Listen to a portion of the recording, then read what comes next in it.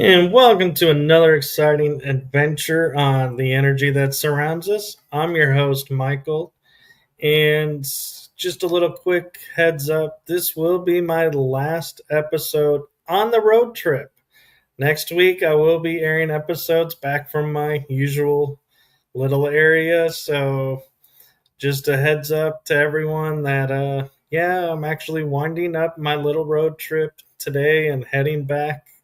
So it's been a wild month and a half, but looking forward to getting home back to my little fur babies and family. So, with that being said, I could not think of a better guest to bring to you all for this occasion and this night.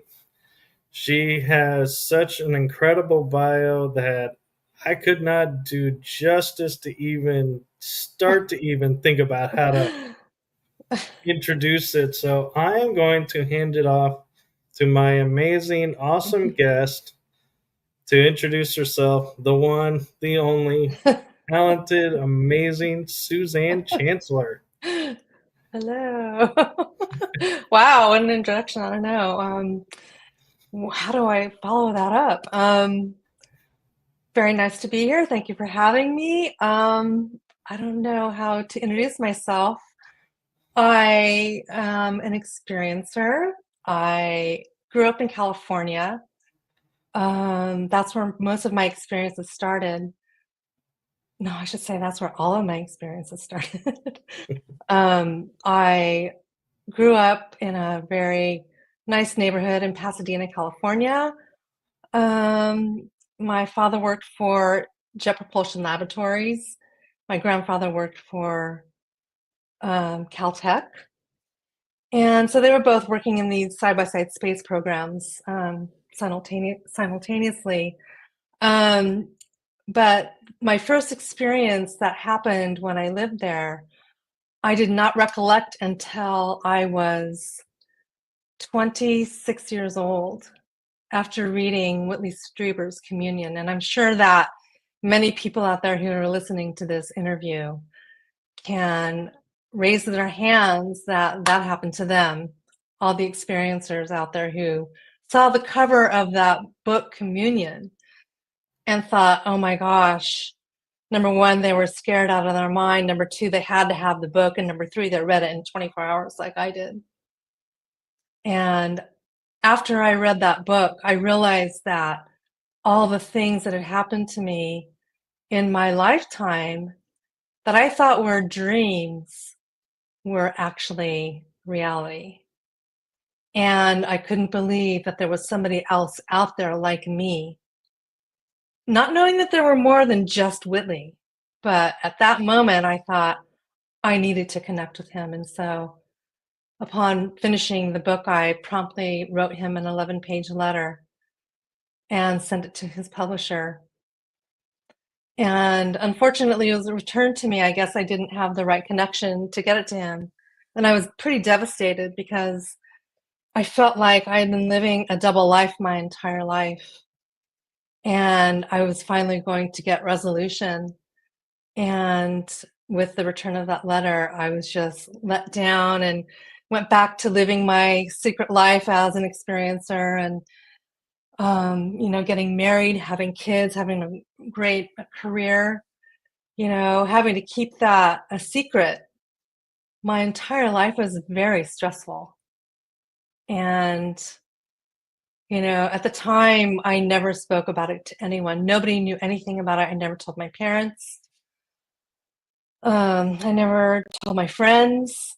I didn't tell my ex-husband.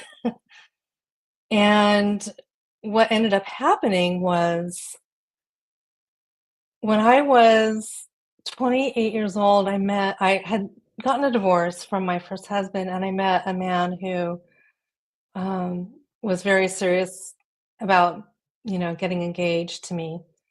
And he proposed to me, and I just like my heart was racing because I was in a panic.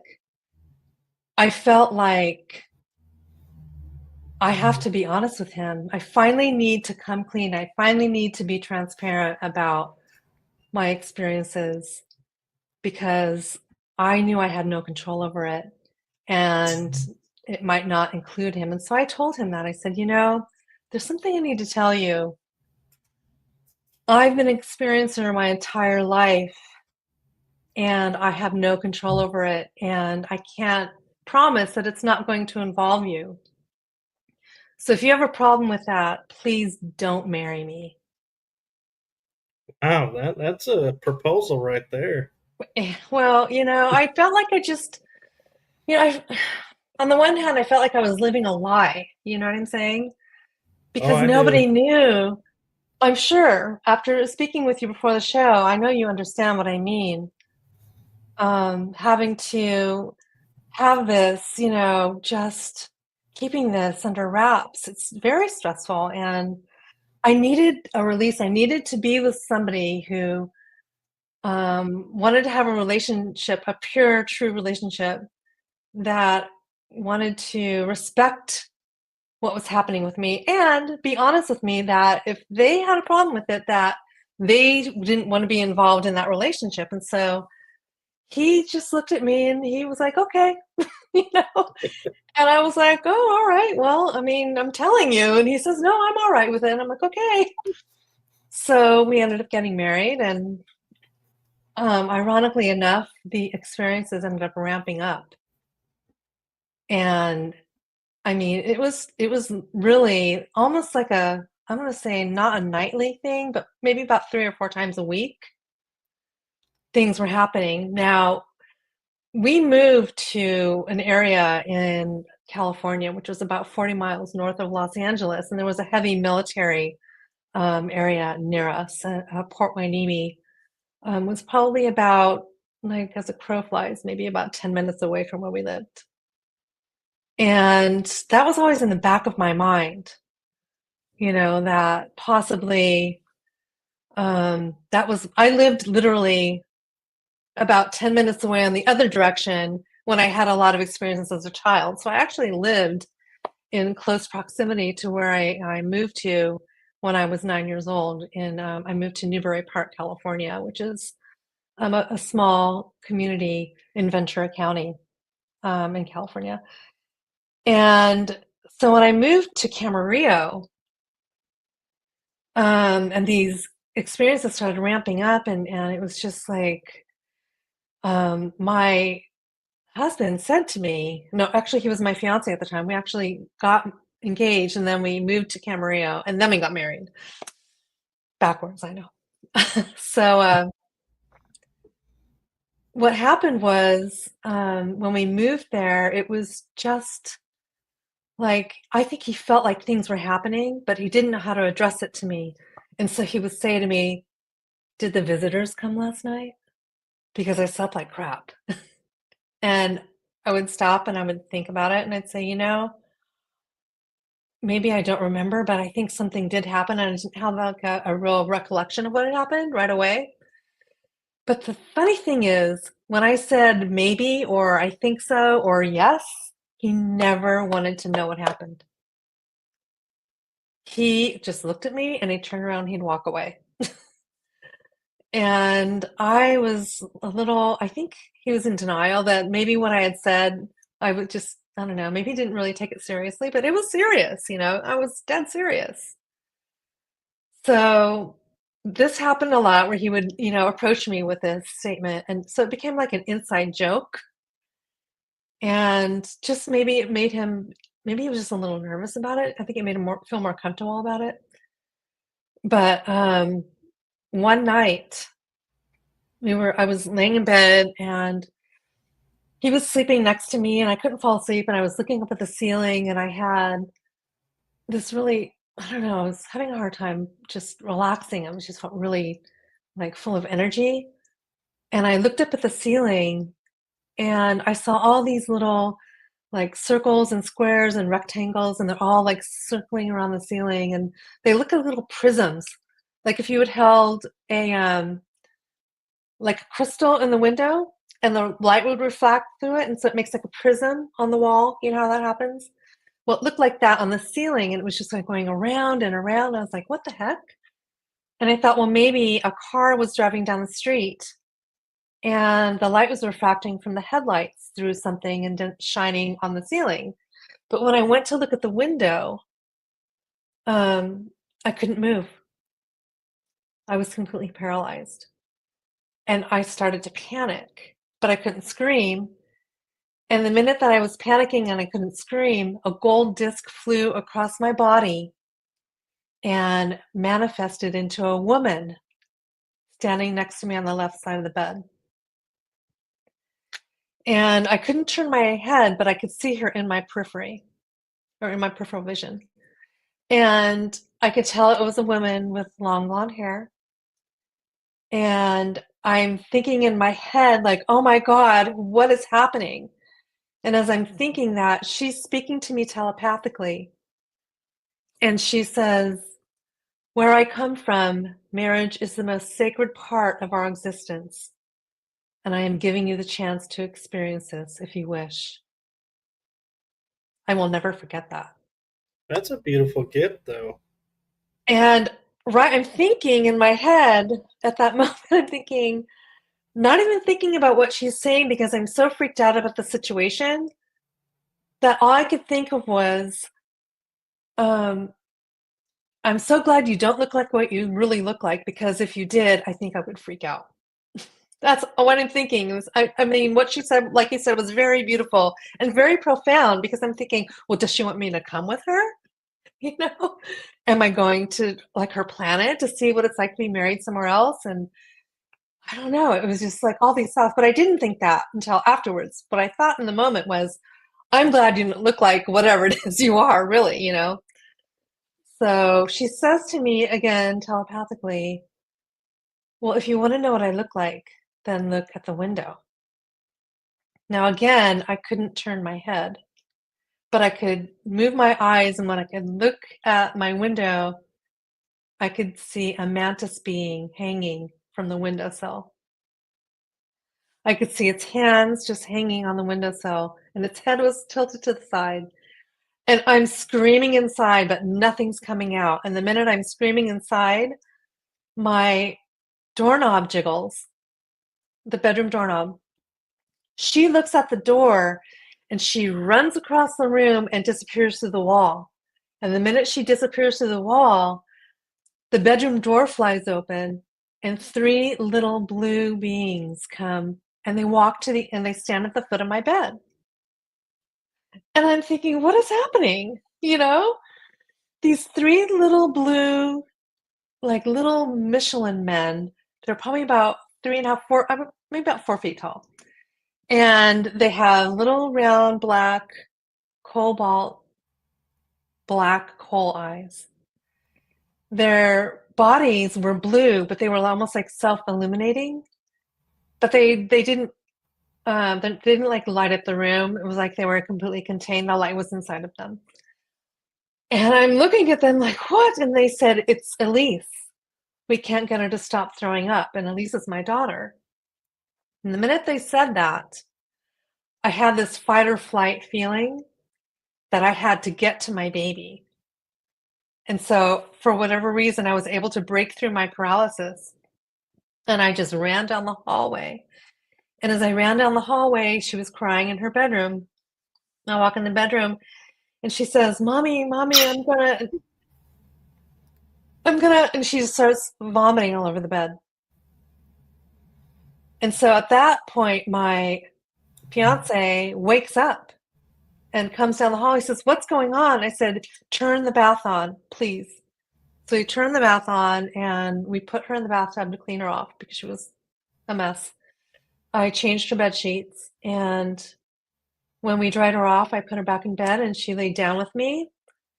And when she fell asleep, I went back to bed and I fell asleep like nothing had happened after all that. And in the morning, she was totally fine. She was just like nothing had happened. And I looked at my fiance, and he's standing in the kitchen and he starts to say, did the visit, you know, he's starting to say that. Then I went, shh, don't say anything. And I just said, just don't say anything. And he just kind of looked at me like, what? What's going on? So I brought my daughter a bowl of cereal, and she was sitting at the kitchen table, and I looked down and she was drawing a picture. I actually have a picture. I just remembered that. I wonder if I do. Didn't realize I was going to be telling the story right away, but well, I'll just tell you. She drew a picture, and it was of this little round head with round black eyes, and there were two lines where the ears would be, like if an animal had ears on the side or a person, but there were no ears. There were just these lines. And then there was a line across the neck, and then over its head there was like a squiggly thing. And I said, "Oh, honey, that's really cute. What is that?" And she said, "Oh, it's the animal from my dream last night." And I thought, "Oh my God," I just had this really sick feeling, but I didn't want her to know that I was scared. And so I just kept smiling. And, but I wanted to know more. And so I began to prompt her about the drawing a little bit more, but just out of curiosity, not to, coax her into saying something that maybe didn't happen. And I said, "Oh, well, honey, it doesn't really look like an animal." And she says, "Well, they're not really animals, but they're not really people either." And then I started getting really nervous because I felt like what had happened really did involve her. And I was sick to my stomach, And I said, "Well, what were they doing, honey?" And I said, "Tell me more about them, or tell me more about it." And she says, "Well, there were three of them, and they were blue." I said, "Oh, well, what were they doing? What were they doing, with you?" And she says, "Oh, well, they were smelling me, and they were telling me that they loved me." And I was just like thinking of all the stories that I had heard about, um, I would say visitations or abductions, where they would comfort the children and tell them these things so they wouldn't be afraid. And I thought, oh my gosh, something has probably happened. But it's like I didn't want to know about it, but I did want to know about it because I wanted to protect her. But I knew that there was no way I was going to be able to protect her because it was something that I had absolutely no control over in my own life. And then I got angry. So I asked her again. I said, "Well, what's this little thing over its head?" And she said, "Oh, well, it's a cloud, mommy. They come from the clouds." And I thought, oh my gosh, okay, honey, thank you. And I went to the other room and I just started crying because, this is something that's been a part of my life. And the last thing I would ever want is to have that be a part of, you know, anyone's life, especially my own family or my child, my small child, my innocent, little 3-year-old or, yeah, 3-year-old child. So, the only good thing that came out of that experience is that I finally had confirmation that these things were really happening because now it involves somebody else that could validate my experience as being real.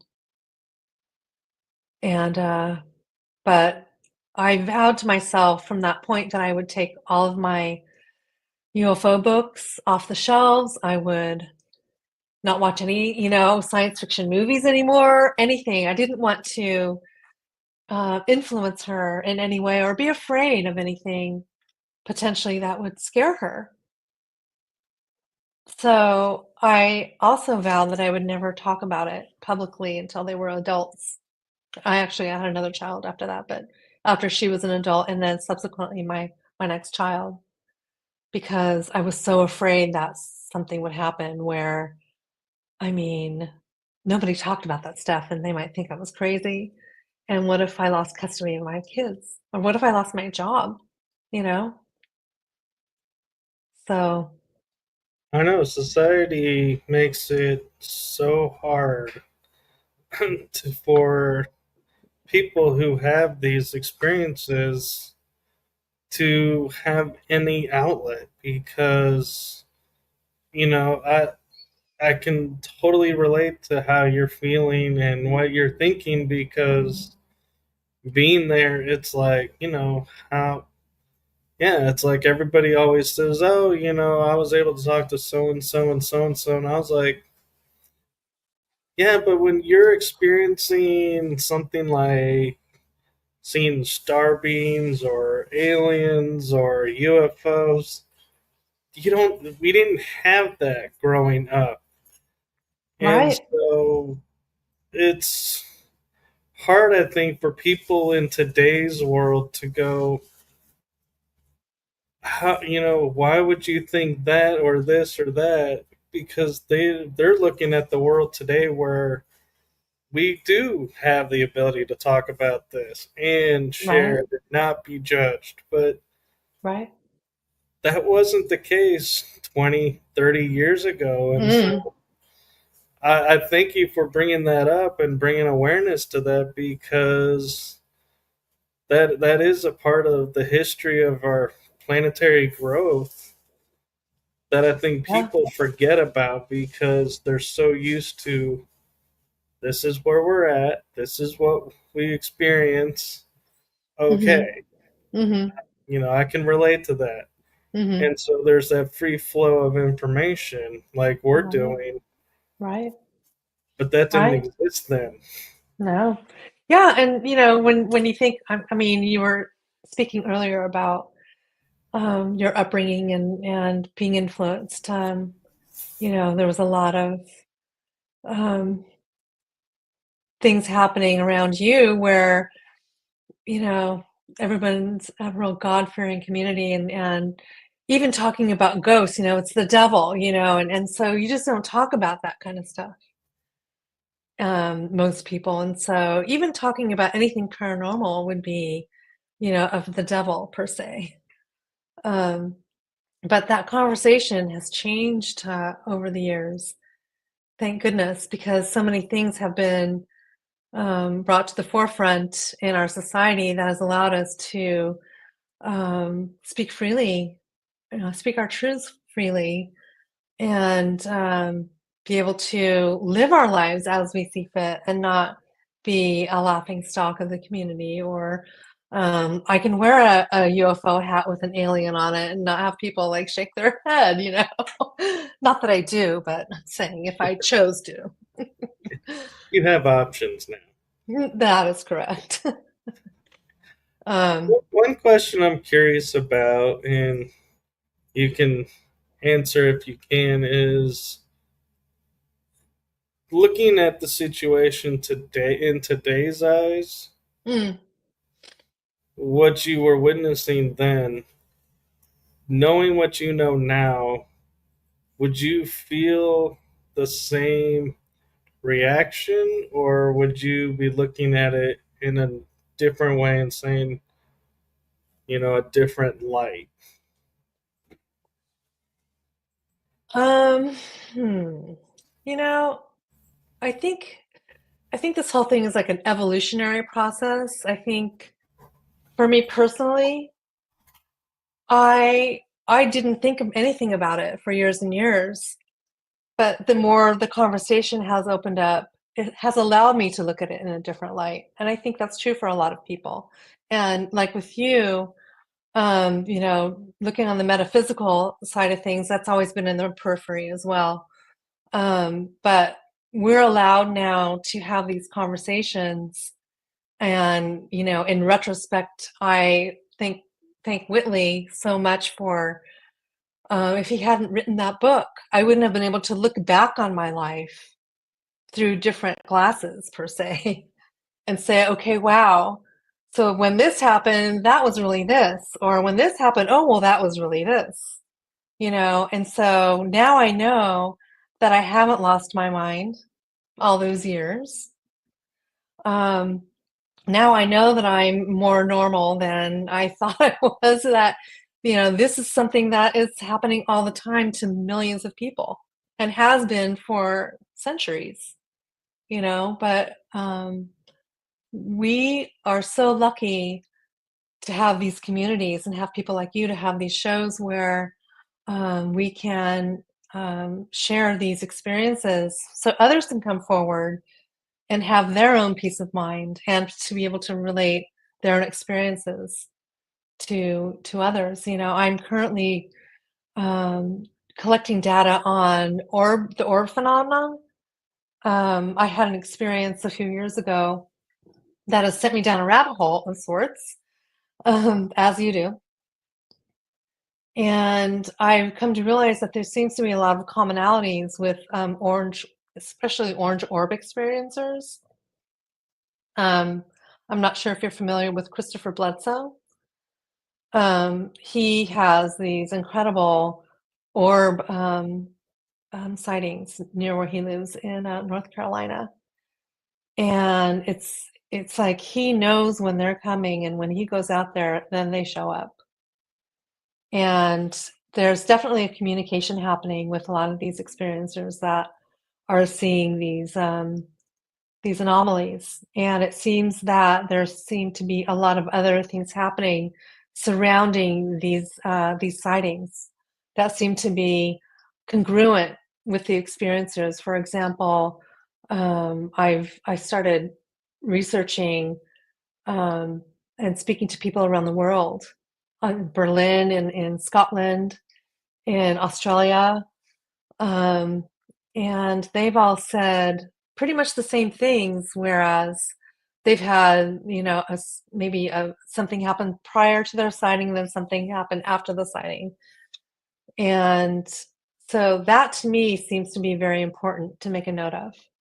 And so I'm feeling the desire or the need to collect this data because I think it's important. I think there's something connected with these sightings. It's definitely a totally different thing than we've been seeing for years with all the different craft. And interestingly enough, I also think that even the craft themselves have evolved into different types of machinery over the years. That to me is fascinating.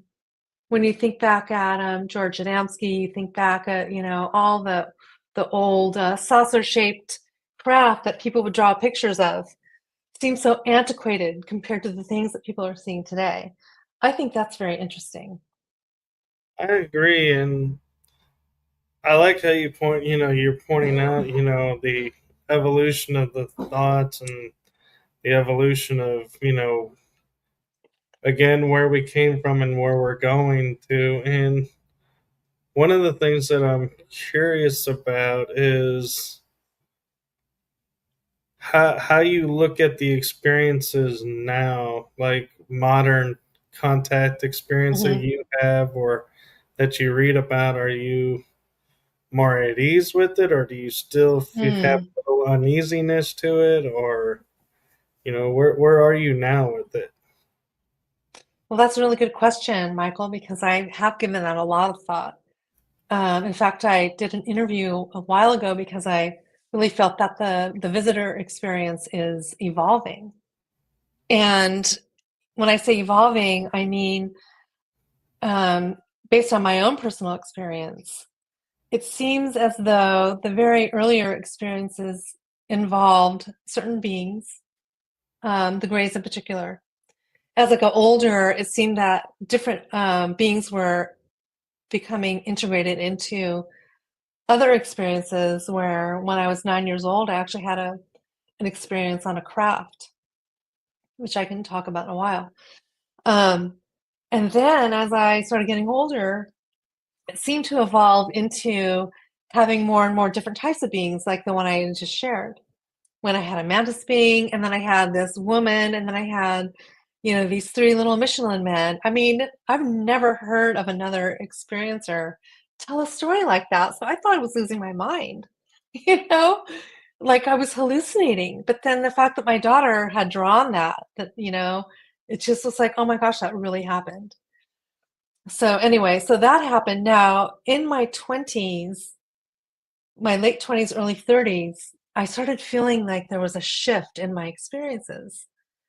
And what I felt was I felt like I was protected.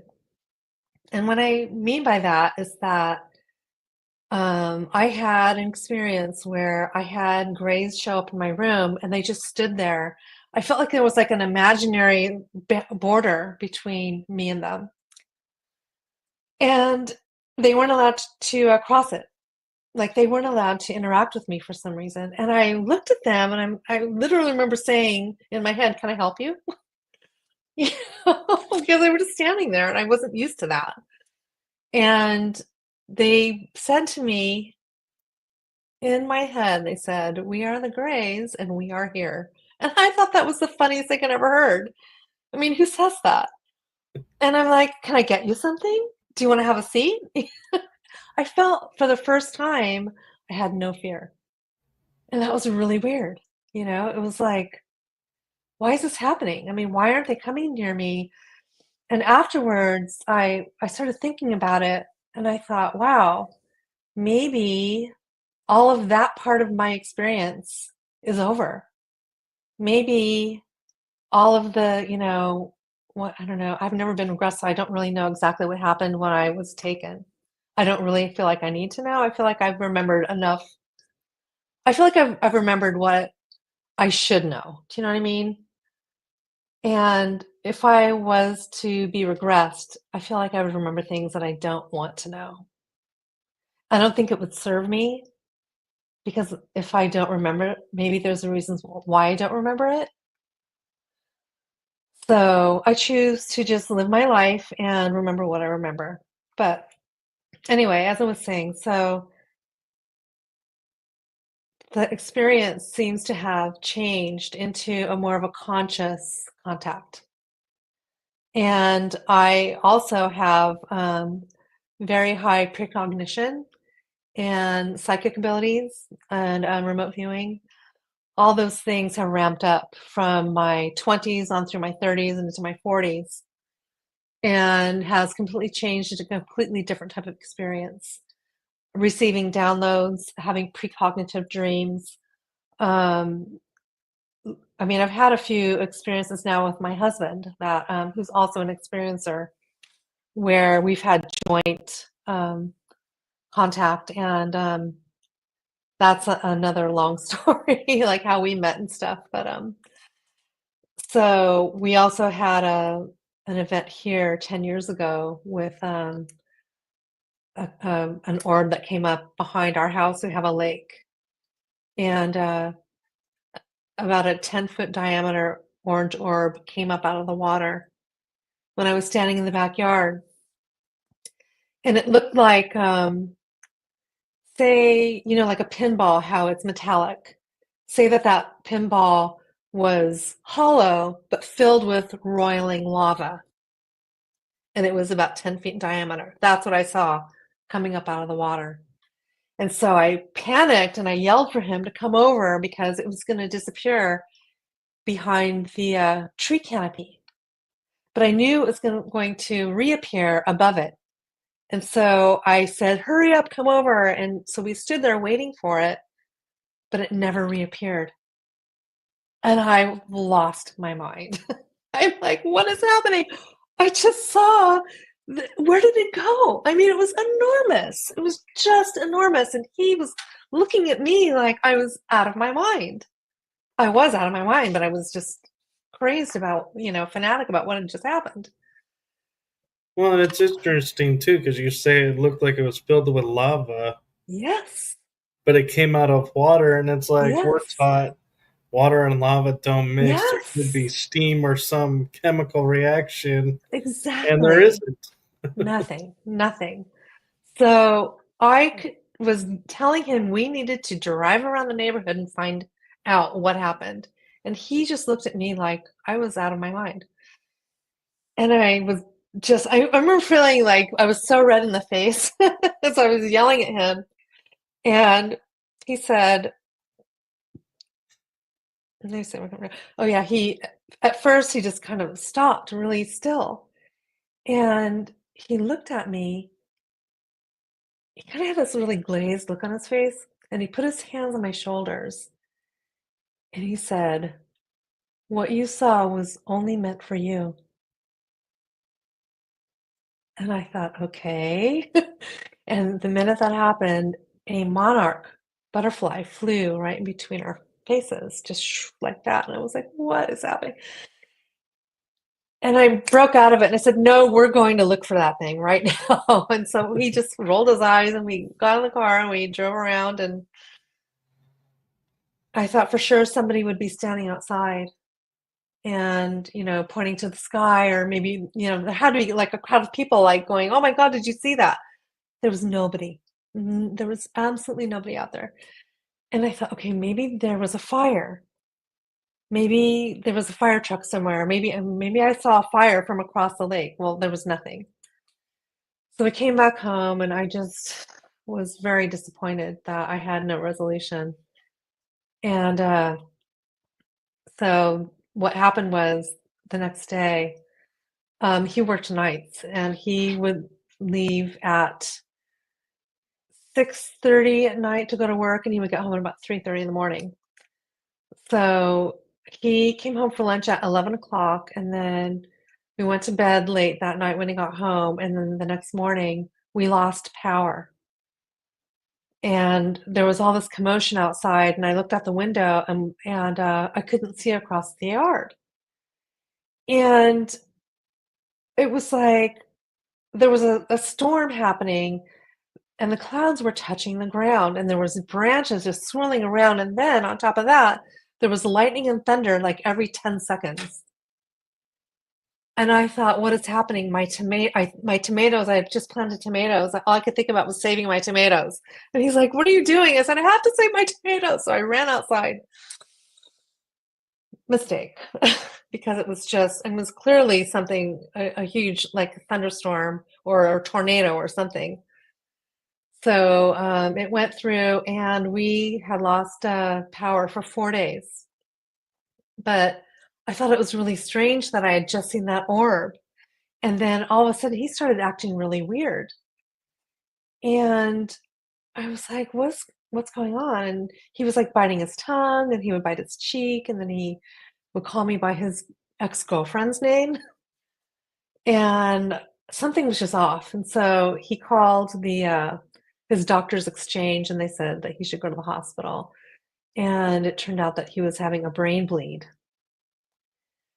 So we got ambulance to another hospital, and they did an MRI, and they didn't know if he had a brain tumor. It was just a long thing. And so anyway, he had the bleed. He didn't have a tumor. He made a full recovery. But now, after I'm doing all of these interviews with people that have had these sightings with the orbs, I'm coming to realize that there's a lot of congruencies. And then Dr. Gary Nolan, I don't know if you know who he is. He's a Stanford doctor who is doing a study on the brains of experiencers who are experiencing brain damage. So now that I'm starting to realize that a lot of these experiencers of these orbs were having abduction experiences right around the same time, I'm wondering if we had an experience with that orb. What if that was really an abduction that we don't remember? And maybe he has damage from that. So we're in the midst of trying to suss that out right now. And I mean, not that we can actually, change anything, but I mean, he's still having serious issues with his brain. And that was over 10 years ago. I hope he finds resolution with it. And Thank you. one of the Thank things you. that, with my perspective of seeing events unfolding, I'm kind of noticing you mentioned having precog abilities, and Yes. I noticed, event happens, daughter got sick. Event happens, something Mm, happened with your husband. If they're mm. coming to warn you, to let you know so that you're I, there I and able to help faster, because like, you're them saying we can't get your daughter to stop throwing up, but she's not yes. throwing up. Yes. And so you jump up and get there just as she starts, so you Right, can get on it faster. right, And a brain bleed, I'm not a medical person, but I don't know if that would show up in anything. But yet, look at you had this experience that uncovered that. And so it seems like they're showing you, like, I guess, in a way that you'll pay attention and go, what's going on? We need to get this checked. And right, right. I don't know. It's so hard to know, Michael. It's just it's so baffling. It's like, I started going down this rabbit hole with the retro causality where, about time, what is time really? And, time does not exist and things happen backwards, and is that precog? So I have that experience all the time where I picked up a book one day off the bookshelf that I'd never seen before, and I made a note of it, and I put it back on the bookshelf. I was dusting the bookshelf. That night I was watching some game show, and one of the questions was about this very book that I had picked up like 5 hours prior. Out of all the books in the world, I picked that book up out of the shelf, looked at it, put it back, and then this was the answer to the question was the title of this book. And that happens all the time to me. yeah, All the and time. I have to admit, I don't think I've had anyone who claims to have precog on this show before. Oh, really? And so I'm like, I'm feeling remiss if I wouldn't ask, like, how does it work and how does it feel and how did it start? Wow. I mean, how did it start? Yikes. Um, when In I was your in high school, experience, when I was in high school, I mean, I I I'm so glad I had the wherewithal to write all this down because I love to write. Um, I was an avid writer my entire life, and I kept a journal. But when I started having these dreams, I was like, oh my gosh, and so I'm so glad I did because since they never seem to be going away, I'm still having them to this day. Um, I think there's really something connected with the experience. And being connected to, like we were talking about, different vibrations, different frequencies, having other dimensional realities, coming in and out. I think that has something to do with that as well. Because if everything's happening at the same time, that would make perfect sense. Do you know what I'm saying? I do actually. Okay, good.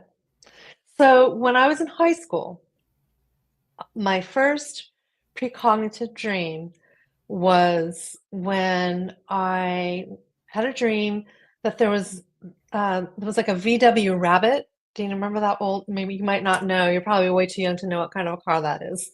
Oh, But I've seen them. okay, so I dreamed that I was at a golf course and it was at night, and this VW Rabbit, it was like a tan rabbit, it was going through this golf course just joyriding. And I could hear that the grass was really slick because it was very dewy, and it fishtailed. And I'm watching it fishtail, and it T-boned a tree.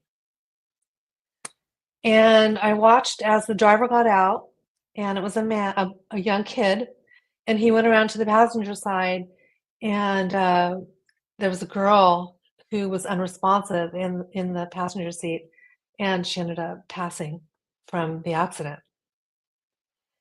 And I woke up in the morning and I was like, oh my God, that was so real. Number one, it was horrible. And he was crying. I remember just the stress of him crying and like, wow, just how realistic it was. Like I felt his sorrow so much inside of me.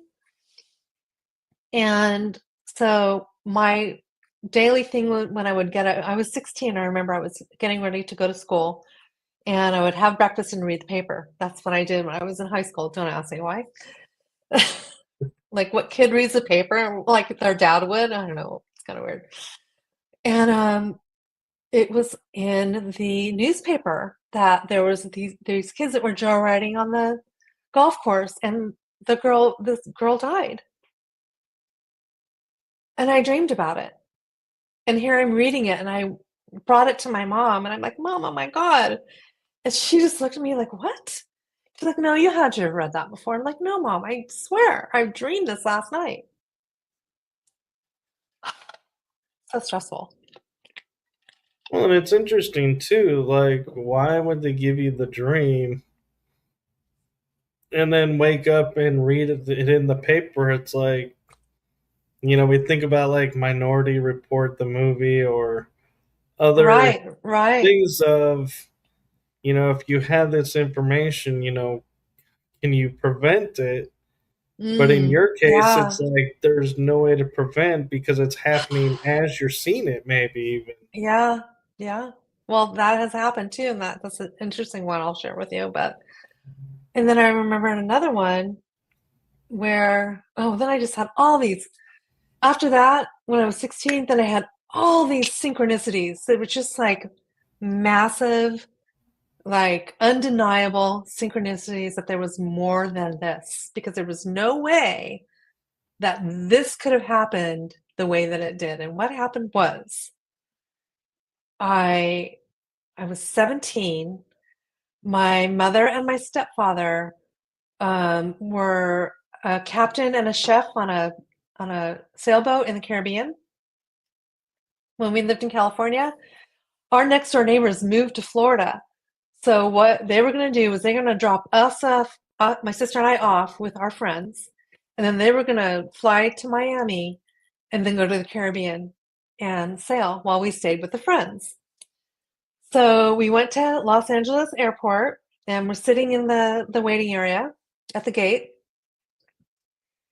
And it's a funny story.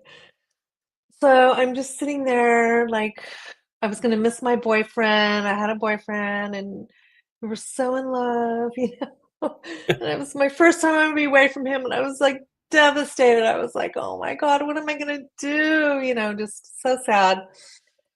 And this family sits directly across from us, facing us. And it was two boys and a mother and a father.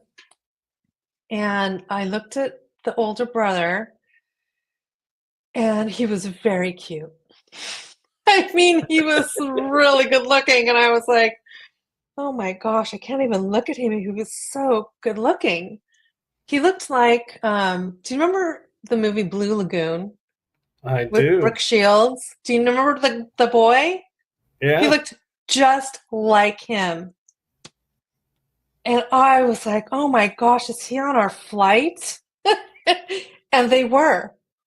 They were on our flight, and he was looking at me, and I was looking at him, and he would look back at me, and I would be kind of looking at him, and there was this thing happening. I'm like, oh my gosh, what is happening? I have a boyfriend. So anyway, I can't believe I'm telling you the story. This is so funny. So we flew from Los Angeles to Dallas, and when we went to Dallas, we went to the next gate to catch our connecting flight, and here was that family again. And I thought, you've got to be kidding me. They're on our plane again from Dallas to Pensacola, no, Dallas to Gulf Breeze, I think is what it was. Or was it Pensacola? One of the two, regardless. So here, and he looked at me and I looked and I smiled. I'm like, oh my gosh, I'm blushing. I thought, wow, this is so weird. So we fly from Dallas to Florida, and where our friends picked us up at the airport. And so we said goodbye to my parents and they went down to Miami, and then we went in the car and we drove to our friend's house in Pensacola. We get out of the car and I look next door and somebody's getting out of the car next door, and it's them. They're their next door neighbors. Oh, I'm loving the synchronicity. I mean, what in the world? So I ran in the house and slammed the door because I was like, what am I going to do? What is happening? he came over and knocked on the door and introduced himself. He says, "Well, I guess we're hanging out for the summer." I said, "I guess so." And that was that. Anyway, that was just one interesting synchronicity, I thought, anyway. Yeah, and it's kind of funny that we've all had those moments of seeing someone, and it's like feeling something, but we don't know what, and going, Right. huh? And then they're on the next flight. And then the connecting And flight, and then they're their next door neighbors. I mean, come on. Something, so who's the puppet master with this? Do you know what I mean? I know. It's gotta be like, are we like living in a simulation? Is this like a video game? Have you ever thought of that, you know? I have, and Yeah. it feels like it's a lot of times, and I'm kind of somewhat laughing too of someone going, you say you're in this relationship, and here we put this in front of you, and look how That's fast true. that disappeared. Huh? Should you be over here, or should what?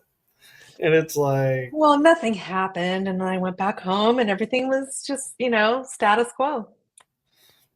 So I think it was just, I don't know, when you think about why these things end up in our lives, things happen, these synchronicities where people just fall into your life for a minute or whatever, and you just think, wow, what's the lesson that I'm learning here? Or is it to pay attention to, that there's something bigger than, like the synchronicity is just, that just can't be written. yeah, So then, and even on another level is, I know this is going to sound a little strange, but he could have been an experiencer. You being an experiencer, we yes, could have been connecting over that. yes, yes. I mean, I asked, I contacted my friend and I said, "Do you ever talk to him anymore? Because I really would like to talk to him because I did think that. I thought maybe there was some sort of that maybe we knew each other from an experience or something, and that's always possible. That happened with my husband. So, I mean, for sure, it's possible. So, but then I had more experiences like that where I had more precognition. I've had so many precognitive dreams, but then in what year was that? I was years later, I was living in Hollywood, California. Um, it was 2011. I had a dream where I woke up, standing up, holding hands with five other people. And we're just standing there side by side, and we're all looking at each other like, what are we doing here? We had no idea what we were doing here, but we knew we were here for a reason. And then we looked ahead of us and we saw a double decker, like a tour bus, those tour buses that travel across country. Like the first story is all luggage, and then you walk up, and so you're like on the second story is where all the seating is. Right. So we saw a bus like that capsize on its side. There was no other car involved like in an accident. It was just almost like the bus had tipped on its side. And we all just ran to the bus. And we ran into the bus and we went into the bus. And when I say we went into the bus, I went right through the windshield. And as I went through the windshield, there's all these women and kids screaming and crying. And some of them are hanging from seatbelts and stuff, and they couldn't get themselves out. And all of a sudden, I zoomed in on this one woman, and she was speaking to me telepathically, but in another language, "Help my baby." And I understood what she said, even though it was some other language. And so I'm looking for the baby, and I could see underneath the seat there was a small child, and I pulled her out, and she had a gash on her cheek. And then I unlocked the mom from the seatbelt. And the minute I did that, I looked around at all the people that had to come into the bus with me, and they were all doing the same thing. They were all attending to one person, like I was. Like we were all assigned somebody to check up on and make sure they were okay. So once I saw that they were attending to people, I looked around to make sure nobody else needed help. And once I assessed that everybody would seem to be fine, it's like I got sucked back out of the bus into my body, and then I woke up sitting up. And I was like, what just happened? That was so crazy. And I told my boyfriend at the time, I said, oh my gosh, I just had the weirdest dream. And so I told him the dream, and he's like, oh man, you're weird, whatever, because I was weird. I mean, I always had weird dreams anyway. But this was really realistic. And all day, I remember it was a Saturday, and I was just running errands, and I just couldn't shake it. I could not stop thinking about this dream. And I was obsessed. And once I was done with my errands, I came home, got on the computer, and I just Googled bus crash. And then I put Europe because I knew it was a European language that she was speaking. And then I put the date down, which was July 7th, 2011. And when I did that, I scrolled 3 pages, and on the third page, there was a little thumbnail of the bus. And when I clicked on it, it was the bus from my dream.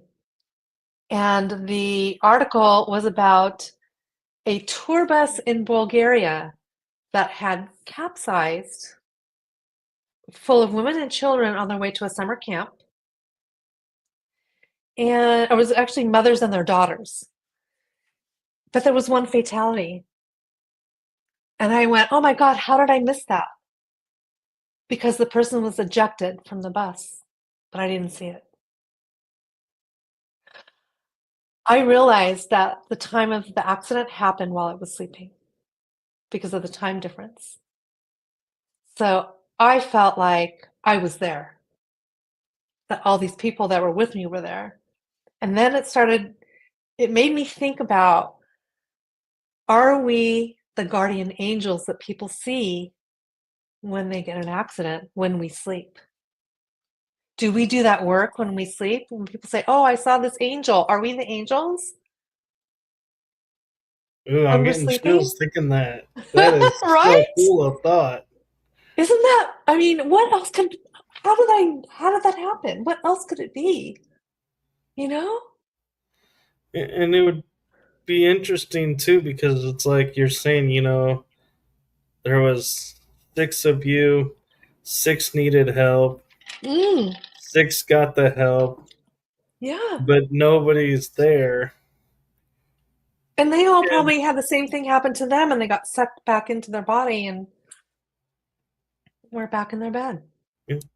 and I would almost go to say, the fact that you didn't see the one fatality Hmm. is because it was their time Oh. and you weren't supposed to interfere with Hmm. that Oh, maybe. because if you were allowed to stay and investigate, and walk around and help others, probably Hmm. would have found them. Mm. But because you were sucked out, as you said, and put back in your body, it's like the universe's way of saying, nope, we're keeping the balance. This one had to go, and so don't. I That's never not thought on about you. that. Hmm. Interesting perspective. Welcome to my world, weird world. Tell me about it. Tell me about your real world. I mean, so this resonates with you, obviously, for whatever reason. You would actually come up with that, statement So, about it being their time. well, that and I actually delve into like astral traveling and traveling Okay. on planes while you sleep. Okay. And so I have this rare enactability of if I have a couple of friends that when I sense them or feel like them calling me because they need help with something, I travel so fast on the astral plane that I'm like, I'm there.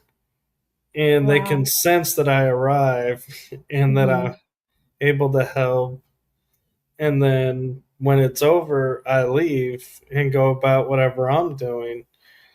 And the thing that's kind of comical about it is I could be like, like you were saying, being on a craft or being on another world, and I can still hear them or feel them to the point Mm. that, like, I have a vague memory of like doing some important work, and in the middle of it, standing up and go, "I'll be right back." Going, helping a friend, Oh my gosh. finishing that, and coming back to them, and I'm Hmm. like, "Okay, where were we?" And they're like, "You just stood up." I was like, "Okay, good. So this is where we're at," and continuing, and that's how fast we can move in the astral, in my Wow. opinion and Right. belief. And Right. so hearing your story, it's like in the back of my mind, I'm going, is she being pulled into the astral plane and moving, doing some work, and just doesn't know about the astral plane and doesn't know how to view it? But then again, I'm like, I've never heard though of anyone that being sucked back into their body without somebody waking them up. And that's the one thing about astral travel that is the hard part about it, is like when you're with someone, is when you leave your body to travel on the astral plane, if someone shakes you awake, no matter where you are, it's actually, we coined the term being sucked back in, and you don't Mm.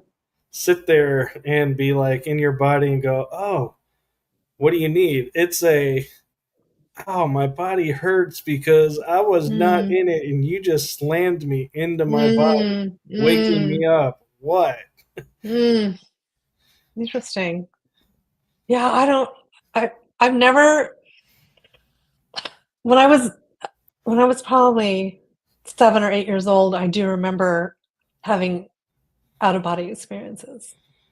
But I again, oh, they were just I just was dreaming of flying. Is all I could equate it to, because that's all I could comprehend that it could be, is dreaming that I was flying. But now all these years later, with everything that I know about the experience and having this experience of out of body. See, now I don't know how to coin this. Is this an out of body experience, or did I remote view something? Do you know what I'm saying? Is there like a crossover between the two? It could be, but I've never heard of anyone remote viewing and able to manipulate the area. And I don't mean manipulate like make somebody do something. I mean manipulate as in physically make contact with someone and, like you're saying, pick up a child and Yes, unbuckle someone. I've never yes. heard any of my remote viewing friends ever talking about that. I've never heard about it either. So that's why I've never heard of anybody having this experience. So I keep trying to put this out there in hopes that somebody will contact me, please, if you've had this Well, experience. and the beauty of it is I have the experience of being able to travel to distant worlds or different dimensions. Not everybody can. So you may Mm-hmm. be a remote viewer who can make tangible contact Hmm. where others can't. We're all at different levels and different abilities. And so I would not sit back and say, I don't think this is this because nobody else does. I Mm-hmm. would look at it instead and say, look how cool it is. I can do this, and look at it that way, because we're all different, but we all have similar abilities, so to speak. And we, I mean, like remote viewing, anyone could do it. It's I just a know, matter that's of, true. how much practice and what your intentions are. True. And so you being able to do what you do is like maybe like remote viewing 2.0, and you're here to show people, hey, Yeah, now that but you that, have this mhm, aspect, what right, about trying this? right, And being right, like, come join me in doing this. right. I really want one of the authors that I'm doing some editing for right now is at the Monroe Institute right now for a week. And I really want to go there because I have this feeling that I am like tapped into something with remote viewing or with OBEs somehow. So I want to see, where I lie in that and try and hone whatever it is because I feel like it's there for a reason. Like it's like when people are born healers, they need to utilize that for the greater good. And I feel the same way about this. Maybe there's something I could do with this ability. And I would even venture to say not only, like, some people call it callings to do stuff, but Mm, the one thing that I find interesting about the ones that are gifted with missions, like is the term that I use, or, you know, certain calling. journey lessons to learn and to help. And I joined this organization to kind of look into it, and it's about healers. And I was like, well, I don't really practice like everybody does the healing aspect, so not quite sure that the healer title works for me. And my mom goes, well, but you're more of a way shower than a healer. And I was like, that resonated with me. And I was like, I like that. And so I told the lady who runs the organization, I was like, maybe change the title to this. And she like wrote me this cute little message of like, oh my God, that is so you. Yeah, you're going to be our first way shower. And it's now a thing on the her group that you can be a healer, a way shower, or something else. But Explain I'm explain way shower to me. way shower is someone who is gifted and is like a guide who will sit there and say Okay, to I see. people, okay, so you had this ability. Here's a safe space. Let's talk about it. How can you utilize that? What's your goal to using this? What's your calling? What are you wanting to do with it? And just help them and be there just as a support so that they're comfortable to do what they need to do. And so I feel like all of those, like you're saying, the healers are, they go into the healing. It's what they do. Right. And everybody is called to do what they're doing, and it's not a choice. It's like I feel like it's weird to say it's not a choice, Mm, because I mean we all have free will to choose, right. but it seems like it chooses us, and Yeah. we're all put through scenarios to empower us and learn from, so that when the next Mhm. person comes up and says, Mhm. oh my God, I'm going through this and I feel so stuck in this, you're like, Mm. oh, believe me, I know. Mhm. So if you think about it and look at it this way, and there's like all of a sudden this, you can see the light in the people's eye of going, oh my God, you're right. Mm. Okay. And they're not stuck anymore and they're free to go, and it's like doing their thing. Mm. So I feel like, maybe that's why you do what you do, is to show everybody, kind of like a Neo thing where Right. we Yeah, we can do this.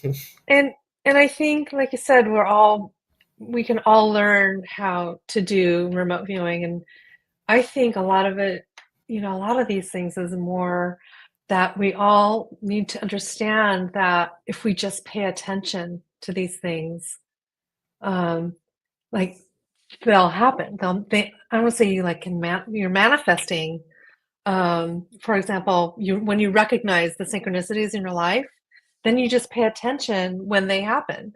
A lot of people don't pay attention to these things, and so they don't really. I'm gonna say they don't believe in it, but it's not part of their reality because they just don't pay attention to it. But it's there. Right. And it's interesting too because not only is it not paying attention and, being more observant than others, but we're also in a time now, and I may have my age of when it happened with you a little off, but it seems interesting that these experiences elevated in the time frame where you could talk about it and share it Mm-hmm. with people. And so Mm-hmm. it's For like sure. the universe is looking and going, okay, before they weren't ready, so we gave you little tidbits of Mm. little baby steps. Now the world is ready. Now's your time to shine. Boom, you expand and your gifts expand, and you're all of a suddenly doing something no one's ever possibly tried. And in your And mind, you're not sitting there yeah. going, I want to try something new. You're just doing No, I'm not. I'm just trying to live my life.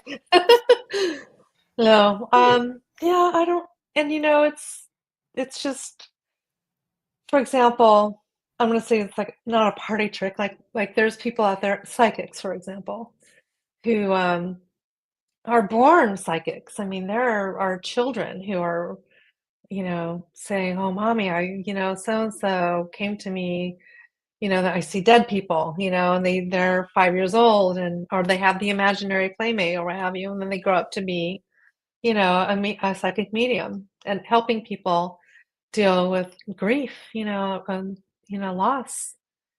So, that's really remarkable. But then the children who are born with a past life at a young age start talking about that they used to be a pilot in, World War II or what have you. And then sure enough, they do the research and he has all the information correct. So just by embracing these special gifts that people have bestowed on them at a very young age, even the parents are the ones who are, I think, the most important ones because they're allowing the children to recognize this and they support them. And by doing so, you're allowing for the conversation to happen between the masses, and then all the other people are opening up and saying, oh, well, cousin Joey had that or whatever, but they didn't talk about it because they were possessed by a demon. Do you know what I'm saying? So the Exactly. And conversation has changed. So thank God for that. it has. And one thing that I always thought was kind of interesting, and you touched on it for a brief second, is when and I'm meaning like your age group, similar to my age group, if we said, oh, I have an imaginary friend, your parents were like, oh, that's so great. Yeah, that's so That is cute, so right? cute. That's awesome. But if you go, I've seen a ghost, they're like, no, you didn't. Right. And it's like, and I think about it and I'm like, and I'm hoping I'm not ruining this for a lot of the future generations, but what's the difference between an imaginary friend and seeing a spirit? Because they're both the same. And so it's like, huh. And I don't want parents to start freaking out that their kids are seeing imaginary friends now. That's not the goal. The goal I'm hoping is the opposite of, well, if you're okay with them seeing an imaginary friend, be okay with Mm, them seeing a spirit and right, encourage it and right, right. see where the world grows. Yeah, well, it's hard though because a lot of well, maybe not now. I'm thinking more about maybe my mother and her mother, that generation definitely was not open to having, these kinds of conversations. So, but I think this new generation are more open to nurturing these special talents in their children.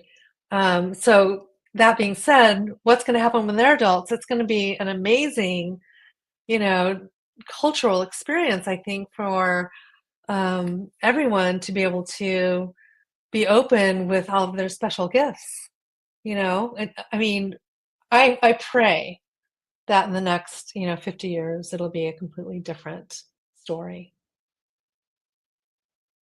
Yeah, I'll be honest when you say like pray in the next 50 years. I'm hoping for like 10, 15 years. Well, one can only hope. But, but Yeah. I'm yeah, I just saying, mean, I'm thinking about my grandkids actually. So,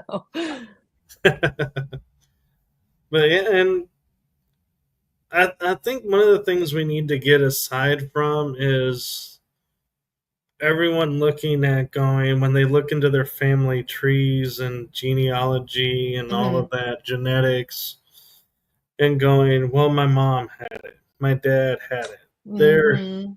someone in their family had it, and trying to Yep, go, well, how far back does this go? right, And to sit there and realize it doesn't matter who in the family had it, if anybody in the family has it. If you have it, embrace it. Don't right. shun it away. And one of the catchphrases that I've been seeing a lot lately, and I'm really like getting behind, is let your light shine. Yes, Be the light beacon. And it's that's like, right. and my hope is, more people will step up and be that. But at the Mm. same time, There's so know much that dark in the as world. you're, well, that and as you're being a light beacon, you're going to have so much coming, flocking to you. So keep yourself protected and balanced and safe Right. because, yeah, as I mean, I can say it as you can say too, is, we're bright beacons of light, but there are days that we're like, oh my God, the world is just too much right now. Yeah. I need a break. And Yes. there's nothing Very wrong true. with that. It's not, No. us not being protected. It's, there's only, when the energies are compiling on energies, you need to take time and Recharge. recharge, regenerate. I Yeah. mean, as funny as this is going to sound, it really does work. And if I thank my friend for pointing this out, is go and spend 5 minutes hugging a tree. You will be Oh amazed my gosh, don't even get me started with trees. at how Do you see much all the that can plants help. back here? I know, I'm a tree hugger. Go figure. but that, and I also want to thank you for not only, sharing your experiences and your stories, but is it okay to mention something that you mentioned to me in the pre-show? Absolutely. So one thing that you said that really struck a chord with me, and I was so excited to hear, was you were saying you were editing people's stories to help them get out. Yeah. And I thought that was a beautiful gift because so many people have so many stories to share and experiences, but get overwhelmed by the scenarios of what everybody says is involved in the process. Mm. And to have someone like you who steps up and says, this is going to be daunting, but I'm going to True get you story. through this. And, here's, what I Yeah. think will help get your Yeah. information out the way it's meant to Yeah. Thank is you for saying important that. because I know I'm working on a book, and one of Mm. the things in the back of my mind is I don't want a publishing company reading my book because they're going to tear it apart Mm. because it's not their story Right. to make what it will sell. And I'm like, that's Mm. not the point of my story, is not to Right. sell, Right. it's to be told. Right. And then you need to self-publish. I have started looking into that. Good for you. That's how it gets out there. And, like you said, I feel really fortunate that I started working with a couple of authors in the paranormal society, if you want to call it that, um, who had a lot of stories to tell. And knowing what I know, I just felt like it was easier for me to edit a book like this for people because I understand them. I understand where they're coming from. I understand the language that they're speaking. I understand the stories that people are telling.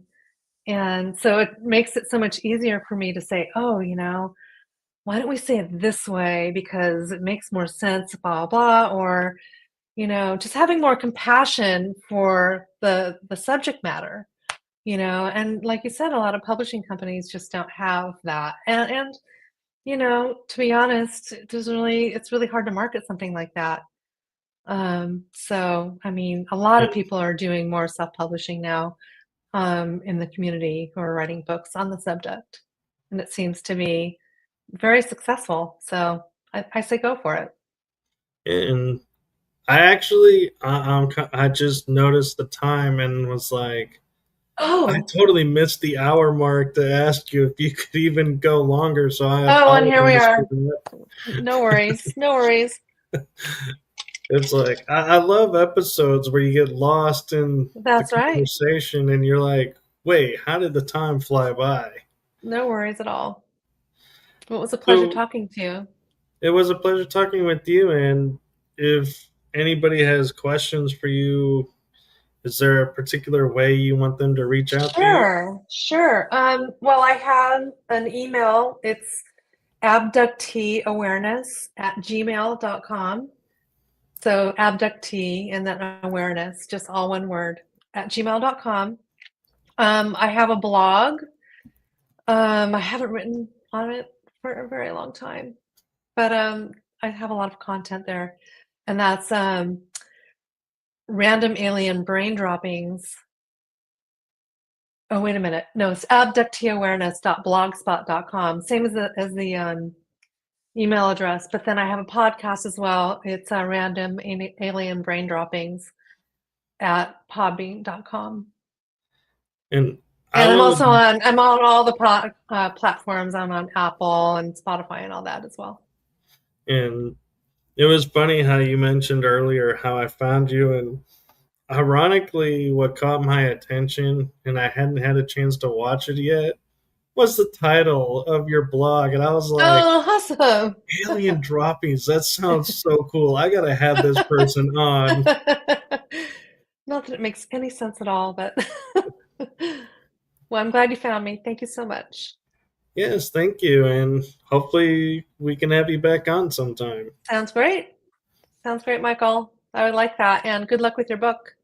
Thank you. And You're welcome. who knows, I may be asking for a favor and going, could you edit this chapter? All right. Well, you have my info.